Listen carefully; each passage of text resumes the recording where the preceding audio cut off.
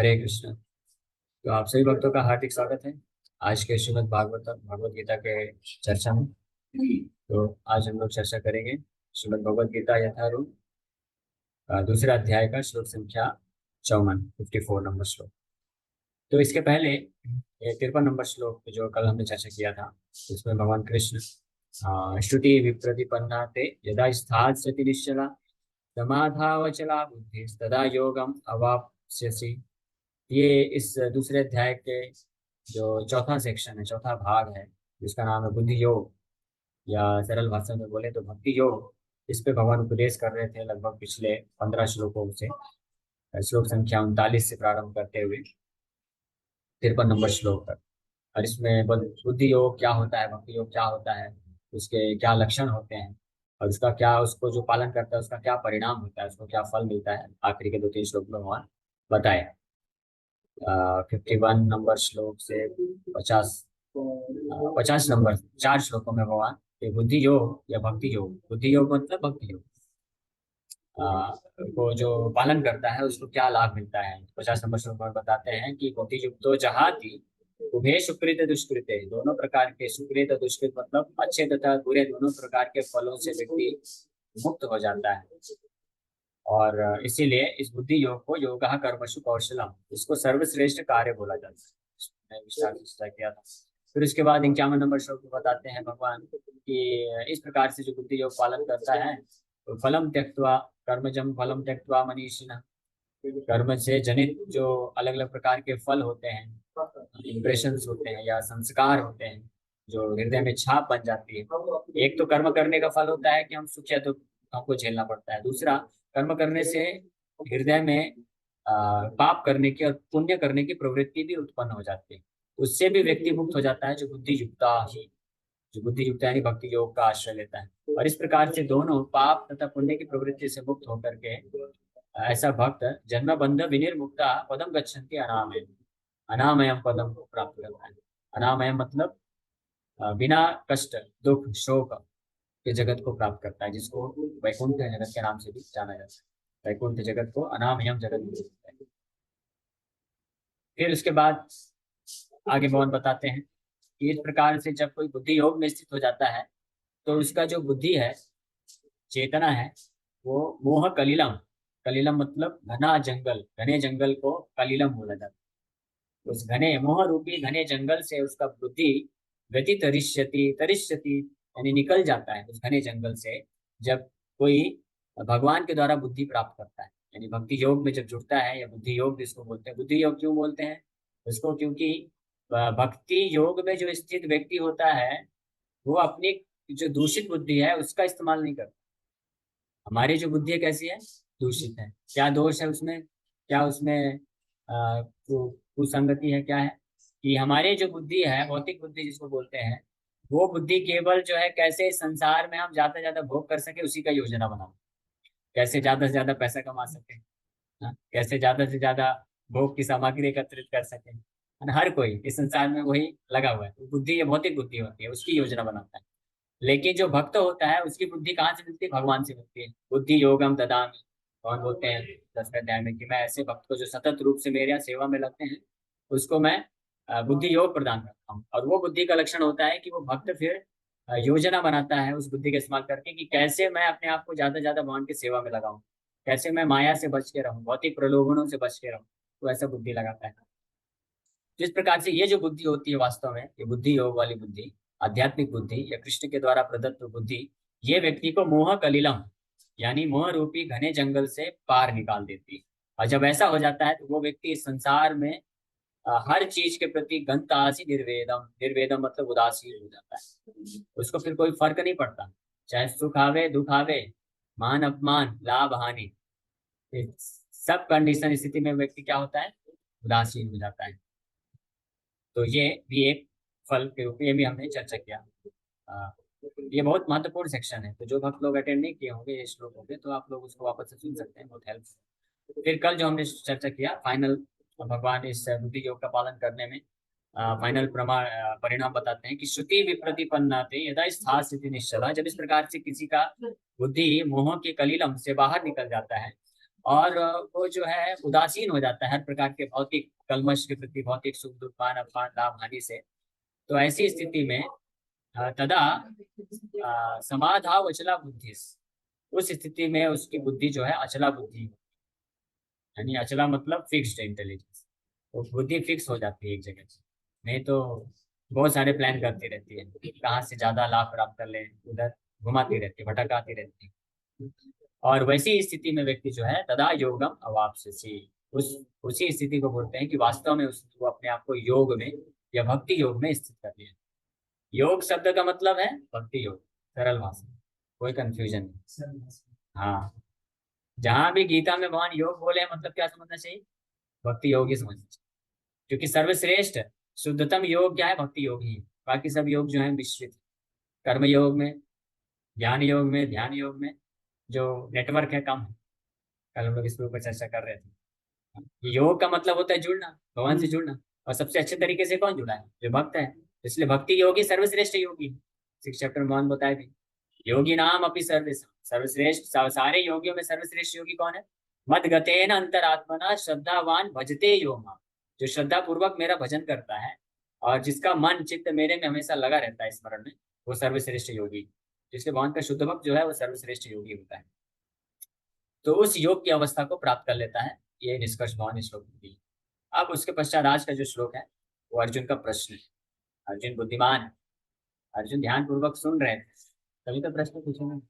जो ध्यान पूर्वक सुनते हैं तो प्रश्न पूछते हैं। और केवल अर्जुन ध्यान पूर्वक सुन ही नहीं रहते, अर्जुन के प्रश्न जब हम चर्चा करेंगे तो आप जानेंगे कि अर्जुन ना केवल ध्यान पूर्वक गीता के प्रवचन को सुन रहे थे, बल्कि वो जो सुन रहे थे उसको समझने का पूरा चेष्टा भी कर रहे थे, समझते हुए सुन रहे थे। और न केवल समझते हुए सुन रहे थे, बल्कि वो इसलिए सुन रहे थे, इसलिए समझने का चेष्टा कर रहे थे कि उसको अपने जीवन में उतारना भी। ये नहीं कि सत्यनारायण की कथा हो गई, चलो पंजीरी बढ़ गया, निकलो अभी अपने अपने धंधे में लग जाओ, उसका कोई मतलब नहीं। कथा हुई, कथा में तो बहुत अच्छे से, यहाँ तक कि कथाकार भी प्रवचन देते हैं, बोलते हैं कि ये नहीं करना चाहिए, ये नहीं करना चाहिए। एक ऐसे एक प्रवचन में एक कथाकार बोले कि प्याज लहसुन नहीं खाना चाहिए, हाँ, और ये सब जो खाने योग्य पदार्थ नहीं करना चाहिए। बाद में कथा के बाद फिर खाने के लिए आया, उसमें प्याज लहसुन था। तो शिष्य पूछे कि अरे महाराज अभी तो आपने बोला था नहीं खाना चाहिए। तो बोले वो कथा में बोलने के लिए है। कथा जब करते हैं तो बोलना होता है कि प्याज लहसुन मत खाओ, मांसाहार मत करो, मांसाहार मत खाओ, नशा मत करो, ये सब गलत चीजें छोड़ो। वो व्यास आसन में बैठ के बोलने के लिए होता है, प्रैक्टिकल व्यवहारिक रूप में थोड़ी ना करने। तो अभी जो आ रहा है आने, तो ऐसा नहीं चलता। इसलिए हमारे इस्कॉन के भक्तों की खासियत क्या है, वो बहुत स्ट्रिक्ट होते हैं खान पान के मामले में, जैसे विप्रो जी बता रहे हैं। हम लोग इसलिए बुरा नहीं मानना चाहिए, हम लोग जनरली इसीलिए पहले से ही बता देते हैं कि भाई ये नियम है। तो उद्देश्य हमारा हर्ट करने का नहीं होता किसी का, हम सबका सम्मान करते हैं, सबको भक्त बनाना चाहते हैं। लेकिन ये सिद्धांत है, नियम है, जो पालन करना बहुत जरूरी है ना। क्योंकि अगर हम खुद ही पालन नहीं करेंगे तो फिर हम क्या शिक्षा देंगे लोग।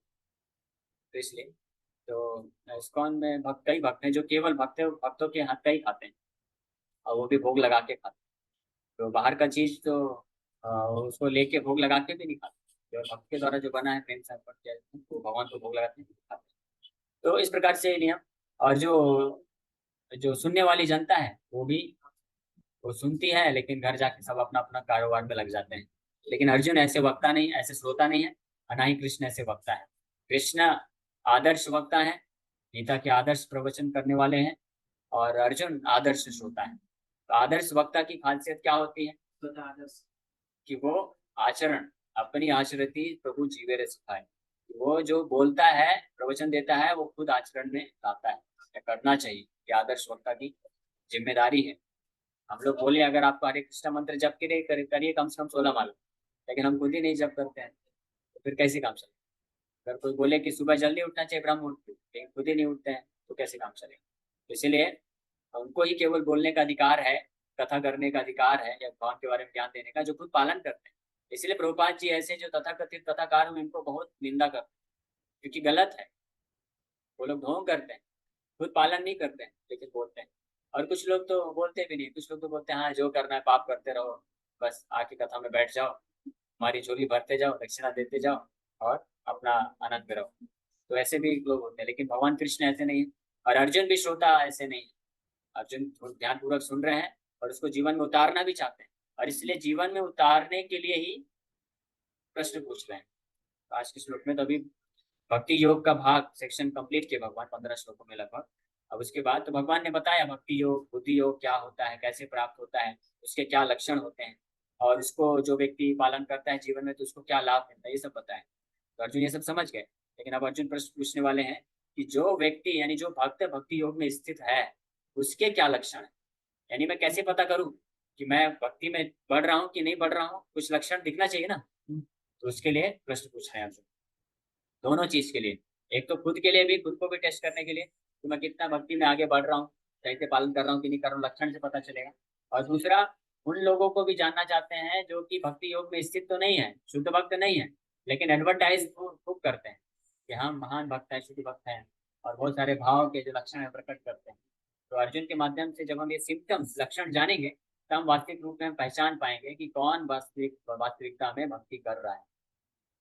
भक्ति केवल जो है ये भावुकता वाली चीज नहीं है। ऑफ कोर्स इसमें भाव है, भाव इसमें है, निश्चित रूप में भक्ति में भाव होता है, लेकिन ये केवल भावुकता के स्तर पे नहीं रहता है।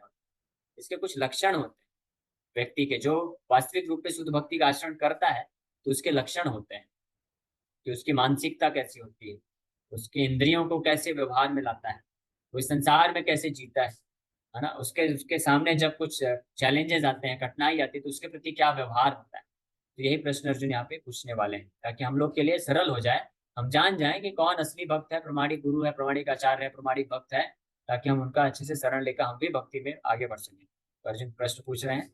अर्जुन उवाचा स्थित प्रज्ञस्य का भाषा समाधि स्थित केशवा स्थित धी किम प्रभाषेत किमासीत व्रजेत किम। अर्जुन क्या प्रश्न पूछ रहे हैं, चार चीजें पूछते हैं। Arjun said, O Krishna, what are the symptoms of one whose consciousness is thus merged in transcendence? How does he speak and what is his language? How does he sit and how does he walk? पांच चीज पूछते हैं, पांच चीजें इसमें। तो अर्जुन बोलते हैं कि स्थित प्रज्ञस्य का भाषा, स्थित प्रज्ञस्य, प्रज्ञा मतलब बुद्धि, और स्थित बुद्धि यानी जिसका बुद्धि स्थित हो गया वास्तविक रूप में, बुद्धि योग में असली आध्यात्मिक बुद्धि को प्राप्त कर लिया है, यानी भगवान से बुद्धि योग के माध्यम से जुड़ गया है, यानी जो असली रूप में सरल भाषा में बोले समझने के लिए, तो जो असली में मायने में, असली मायने में जो भक्ति का पालन कर रहा है, तो उसका भाषा क्या होता है। भाषा मतलब लैंग्वेज, उसकी भाषा क्या होती है पूछ रहे हैं, ठीक है। समाधि स्थित केशवा, जो ऐसा भक्त है जो समाधि की स्थिति में है उसकी क्या भाषा है। फिर पूछ रहे स्थित धी, धी मतलब भी बुद्धि, तो जिसकी बुद्धि स्थित है, किम प्रभाषित, वो कैसे बोलता है, किम आसीत, वो कैसे बैठता है, और व्रजेत किम, और कैसे चलता है। ये प्रश्न पूछ रहे हैं, लेकिन ये प्रश्न के पीछे बहुत गहरा अर्थ है। ये केवल अर्जुन ऐसा नहीं पूछना चाह रहे हैं कि वो कौन सा भाषा बोलता है, इंग्लिश बोलता है, हिंदी बोलता है, जर्मन बोलता है कि संस्कृत बोलता है, कौन सा भाषा बोलता है। संस्कृत बोलता है इसका मतलब शुद्ध भक्त, और इंग्लिश जर्मन लैटिन बोलता है यानी घटिया है, ऐसा नहीं है। संस्कृत में विद्वान, संस्कृत भाषा बोलने वाला भी जो असुर हो सकता है, ब्राह्मण था ना, और इंग्लिश में, लैटिन में, जर्मन में बोलने वाला भी भगवान का शुद्ध भक्त हो सकता है। जटायु कौन सा भाषा बोलते हैं, वो भी शायद संस्कृति बोलते रहे, हम पहले के समय संस्कृति बोलते रहे। लेकिन ऐसे बहुत सारे इतिहास में हैं जो कि ऐसे ऐसे जगह से, अभी निषाद राज हुआ, कौन से संस्कृत बोलते हैं, संस्कृत ही बोलते होंगे, लेकिन वो भी अपनी जंगली संस्कृत होगी उनकी, वो तो आदिवासी क्षेत्र से थे ना, तो लेकिन वहां के शुद्ध भक्त थे। और वही रावण तो विद्वान, बहुत संस्कृत भाषा जानते हैं। तो यहाँ पे जो भाषा बोल पूछ रहे हैं, इसका मतलब ये नहीं है कि संस्कृत, इंग्लिश, हिंदी, मराठी कौन सा भाषा बोलता है, ये कुछ और अर्थ है, इसका आंतरिक मीनिंग है, वो आएगा आगे चर्चा में आएगा। फिर पूछ रहे हैं स्थित किम प्रभाष से, वो कैसे बोलता है। एक तो भाषा, उसका भाषा क्या है, और प्रभाषित मतलब किस प्रकार से बोलता है, इसका भी आंतरिक अर्थ। तेज बोलता है, धीरे बोलता है, मृदु बोलता है, कठोर बोलता है, गुस्से में बोलता है कि कोमलता से बोलता है, ये सब बाहरी लक्षण, इससे असली में पता नहीं चलता। कोई भक्त हो सकता है जो कठोरता से बोलता है, लेकिन वो शुद्ध भक्त हो सकता है, और कोई हो सकता है बड़ा विनम्र से मीठा मीठा बोलता है, लेकिन वो भी हो सकता है असुर। इसका मतलब ये नहीं है कि हमको कठोर बोलना है, ये कहने का मतलब नहीं बोला जा रहा है, लेकिन भावार्थ ये है।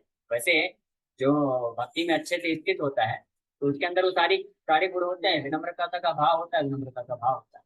और गीता में भगवान बोलते भी हैं, सत्यम प्रियम हितम चयत। जो भक्त है उसको कैसा बोलना चाहिए? सत्य बोलना चाहिए पहली बात, और प्रियम यानी लोगों को प्रिय लगना चाहिए, और हितम और उनके लिए हितकारी भी हो। लेकिन इन तीन चीजों में, सत्यम प्रियम हितम में, ये तीन तीन प्रकार से बोलना चाहिए। लेकिन इन तीन चीजों में सब सर्वश्रेष्ठ महत्व का है सत्य बोलना, और दूसरा हितम बोलना, हितकर होना चाहिए। प्रियम जो है थर्ड कैटेगरी में आता है, लेकिन प्रियम भी जरूरी, और विशेष रूप से इस कलयुग में प्रियम यानी मधुरता के साथ प्रेम से बोलना जरूरी है। क्योंकि लोग इतना जल्दी बुरा मान जाते हैं, अहंकार को ठेस पहुंच जाता है, तो अपना ही हित को खो ना बैठे। इसलिए जो भक्त होते हैं वो विनम्र बन जाते हैं, चलो ठीक है, हम ही झुक जाते हैं, आप ही महान है, चलिए आप बहुत अच्छे हैं। इसलिए प्रबोधानंद सरस्वती बोला करते थे, दंते तृणाय तिनकम, कि दंत में मैं तृण लेकर के। महाप्रभु के बहुत महान भक्त हुए प्रबोधानंद सरस्वती, तो हमको शिक्षा देते हैं कि कैसे हमको प्रचार करना चाहिए कलयुग में। आप किसी को जोड़ना चाहते हैं, लोगों को इन्वाइट करना चाहते हैं, तो कलयुग की स्थिति ऐसी है कि लोग इतना जल्दी जो है स्वाभाविक रूप से आकर्षित नहीं होते हैं भगवान से भक्ति करने के लिए। तो उनको प्रेम से, फुसला के, चापलूसी से, लालच दे करके, कुछ ना कुछ करके उनको प्रेरित करना। तो वो बोलते हैं प्रबोधानंद सरस्वती कि हम किसी व्यक्ति के पास जाएं, जैसे कोई व्यक्ति है उसको भक्ति से जोड़ना है, उसको पहले जाके उसका खूब गुणगान करना चाहिए। अरे आप कितने महान, आपके पास कितना विद्वता है, आप कितने ज्ञानी हैं, आपने तो इंजीनियरिंग किया है, पीएचडी किया है, सब किया है आपने, और आप एक बहुत श्रेष्ठ व्यक्ति, लीडर हैं आप, आपका सब लोग सुनते हैं इस प्रकार से, और आप बहुत कितने धर्मवान हैं, ये भी बोलना चाहिए। धीरे धीरे पहले भौतिक योग्यता का थोड़ा गुणगान करना चाहिए, उसके बाद फिर बोलना चाहिए आप बहुत धार्मिक हैं। उसको लगेगा हाँ मैं धार्मिक, अंदर से जब पहुंचे लगेगा कि हाँ मैं धार्मिक हूँ, हाँ हाँ आप बहुत धार्मिक हैं। देखिए आपके प्रति, भगवान के प्रति कितनी निष्ठा है, भले नास्तिक, लेकिन थोड़ा सा ऐसे बोलेंगे कि आप धार्मिक हैं, तो फिर उसको हम बुलाएंगे कि इसलिए आप बहुत धार्मिक हैं, भगवान के प्रति निष्ठा है। तो देखिए भगवान की कथा होती है, आप जैसे श्रेष्ठ व्यक्ति, लीडर लोग आएंगे और भगवान से जुड़ेंगे, तो आप कई लोग आपको पालन करेंगे, फिर आपके माध्यम से कितने लोगों का उद्धार होगा। इसलिए भक्त लोग हमेशा इंस्पायर करते हैं। वीर कृष्ण जी हमेशा इंस्पायर, ठीक है मैं राज खोल देता हूँ लेकिन आप लोग उसको मत लीजिएगा। वीर कृष्ण जी हमेशा इसलिए इंस्पायर करते हैं कि हमारे इस क्षेत्र के लीडर हैं, इनके माध्यम से इतने भक्त आ रहे हैं। वो सत्य भी है, ऐसा कुछ चापलूसी करने वाली बात नहीं है, वो सत्य भी है, लाते भी है। जैसे विनायक प्रभु 50-50 भक्तों को लाते हैं, और जो नहीं भी लाते हैं तो उनको भी प्रभु जी बड़े इंस्पायर करते हैं कि ये भी बहुत अच्छे लीडर हैं, थोड़ा कच्चे पक्के हैं लेकिन अच्छे लीडर हैं। तो वो फिर और वो भी उत्साहित होते हैं कि और लोगों को लेके आते हैं। तो ये अच्छा तरीका है, ये करना चाहिए, भक्तों का ऐसा स्वभाव होना चाहिए, बुद्धि लगा के।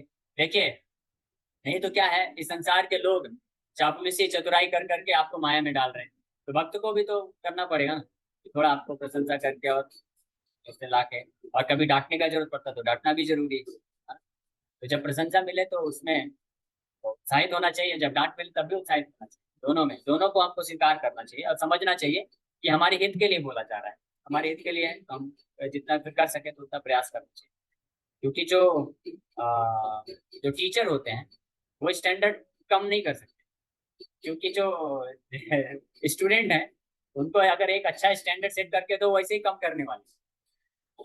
अगर माँ बाप बच्चों को बोलेंगे कि तुम पास हो जाओ, 30%, 50% मार्क्स लेके आओ, तो 50 पे नहीं लाएंगे, वो फेल हो जाएंगे। तो माँ बाप जानते हैं इसकी औकात बस पास होने की है, तो इसलिए उसको बोल, फिर भी उसको प्रेरित करते हैं कि इतना मेहनत करना है तुमको, इस बार 80% लेके आना है, ठीक है। तो इस प्रकार से उसको थोड़ा पुश करते हैं, तब वो 80 के नाम पे फिर 55-60% तक पहुंचेगा।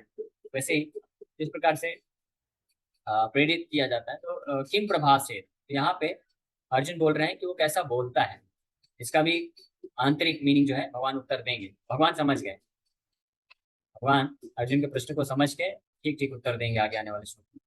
फिर तीसरा क्वेश्चन है किम आसीत, वो बैठता कैसे है, पद्मासन में बैठता है कि सिंहासन में बैठता है कि वज्रासन में बैठता है, कैसे बैठता है, ये पूछ रहे हैं।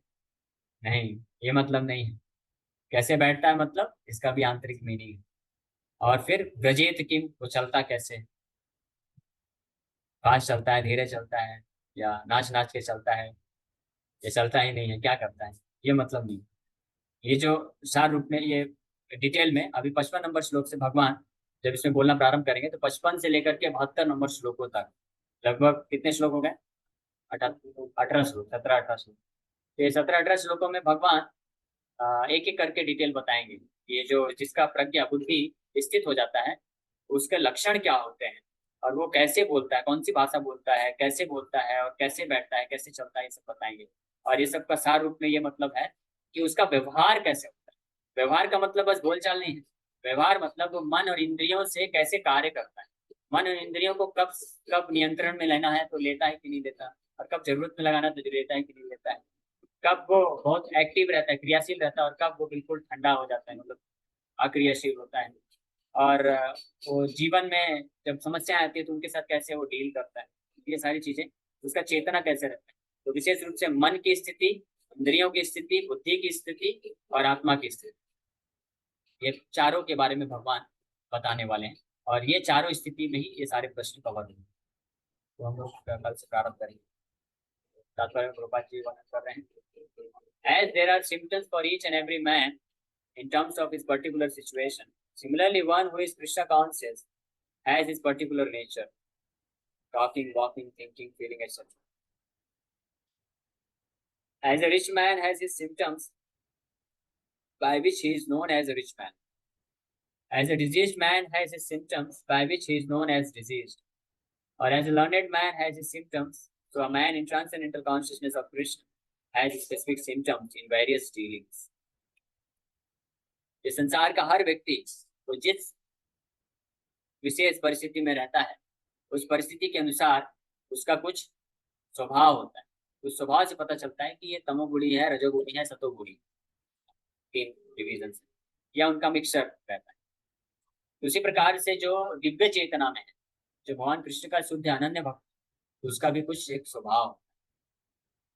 जिस प्रकार से धनी व्यक्ति के लक्षण होते हैं जिससे जाना जाता है कि वो धनी, जिस प्रकार से जो बीमार व्यक्ति उसके लक्षण होते हैं कि वो बीमार, इस प्रकार से ज्ञानी व्यक्ति के भी लक्षण होते हैं जिससे पता चलता है वो ज्ञानी।